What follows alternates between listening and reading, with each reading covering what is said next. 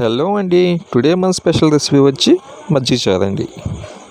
మజ్జిగ చారు చేయడం చాలా ఈజీ అండి. ముందుగా మజ్జిగ చక్కగా చేసుకొని అందులో ఉల్లిపాయలు పచ్చిమిర్చి వేసుకోవాలండి. అలాగే ఒక కడాయిలో కొద్దిగా ఆయిల్ పోసుకొని తాలింపు వేసుకున్నాక అందులో ఈ మజ్జిగని పోసేసుకుంటే మజ్జిగ చారు రెడీ అవుతుందండి. ఇంతేనండి, చాలా సింపుల్. మీరు కూడా ఒకసారి ట్రై చేసి ఎలా ఉందో కామెంట్ చేయండి.